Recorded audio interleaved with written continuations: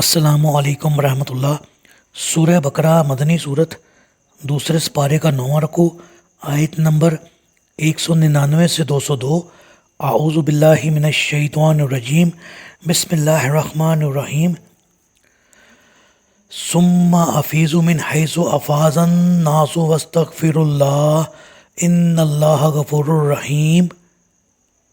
پھر وہاں سے واپس لوٹو جہاں سے سب لوگ لوٹتے ہیں، اور اللہ سے بخشش مانگتے رہو، اللہ تعالیٰ یقیناً بڑا بخشنے والا، نہایت رحم کرنے والا ہے۔ جی، سیدہ عائشہ رضی اللہ تعالیٰ عنہ سے روایت ہے کہ قریش اور ان کے طریقے پر چلنے والے لوگ عرفات کی بجائے مزدلفہ میں وقوف کیا کرتے تھے۔ ان لوگوں کو ہمس کہتے تھے، جبکہ باقی عرب عرفات کا وقوف کرتے۔ جب اسلام کا زمانہ آیا تو اللہ تعالیٰ نے اپنے پیغمبر کو یہ حکم دیا کہ عرفات میں جائیں، وہاں ٹھہریں اور وہیں سے لوٹ کر مزدلفہ آئیں۔ ثم افیضوا من حیث افاض الناس سے یہی مراد ہے۔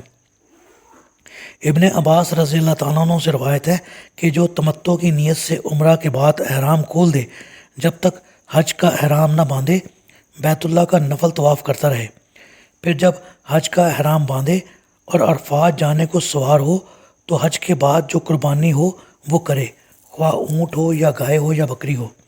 اور اگر قربانی میسر نہ ہو تو حج کے دنوں میں عرفہ کے دن سے پہلے 3 روزے رکھے، اور اگر تیسرا روزہ عرفہ کے دن آ جائے تب بھی کوئی حرج نہیں۔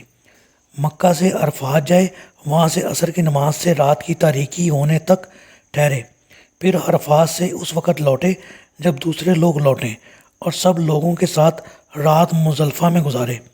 اللہ کا ذکر، تکبیر اور تحلیل صبح ہونے تک بہت کرتا رہے، پھر صبح کو لوگوں کے ساتھ مزدلفہ سے منا لوٹے، جیسا کہ اللہ تعالیٰ نے فرمایا ثم افیضوا من حیث افاض الناس، اور کینکریاں مارتے وقت اسی طرح ذکر، تکبیر اور تحلیل کرتا رہے۔ فَإِذَا قَضَيْتُم مَّنَاسِكَكُمْ فاذْكُرُوا اللَّهَ كَذِكْرِكُمْ آبَاءَكُمْ أَوْ أَشَدَّ ذِكْرًا فَمِنَ النَّاسِ مَن يَقُولُ رَبَّنَا آتِنَا فِي الدُّنْيَا وَمَا لَهُ فِي الْآخِرَةِ مِنْ خَلَاقٍ۔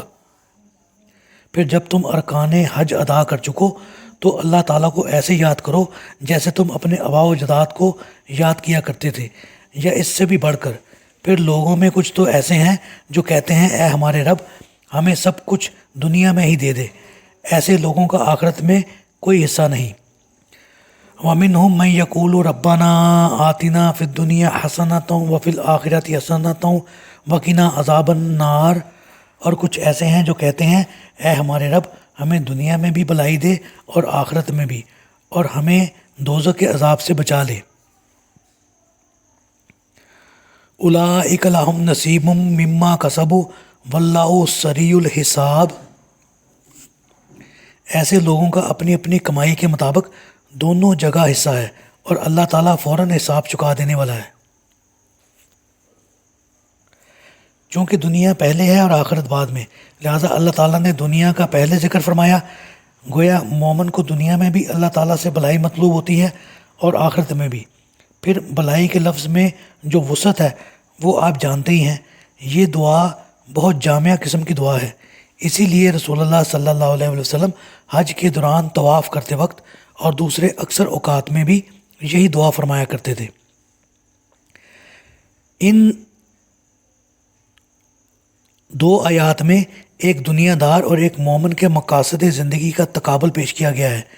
جو شخص آخرت میں ایمان ہی نہیں رکھتا، اس کی زندگی کا تمام تر مقصد مفادات دنیا کا حصول ہوتا ہے، اس کی تمام کوششیں اسی مقصد میں صرف ہو جاتی ہیں، لیکن اسے ملتا اتنا ہی ہے جتنا اللہ نے اس کے مقدر کر رکھا ہے، اور یہی کچھ اس کا حصہ ہے۔ آخرت میں اگر اس کے کچھ نیک اعمال تھے بھی تو اسے کچھ اجر و ثواب نہیں ملے گا۔ اس کے مقابلے میں مومن کا مقصد اگرچہ مفادات آخروی کا حصول ہوتا ہے اور وہ اسے مل بھی جائے گی، لیکن دنیا کی زندگی کے مفادات بھی اس کے لیے ممنوع نہیں، بلکہ اس میں سے بھی اتنا حصہ اسے ضرور ملے گا جتنا اللہ تعالیٰ نے اس کے مقدر میں کر رکھا ہے۔ لہٰذا اس کی دعا کا انداز ہی یہ ہوتا ہے کہ اپنے پروردگار سے دنیا میں بھی طلب کرتا ہے اور آخرت کے مفادات بھی۔ لہٰذا ایسے ہی لوگ بہرحال فائدے میں رہتے ہیں۔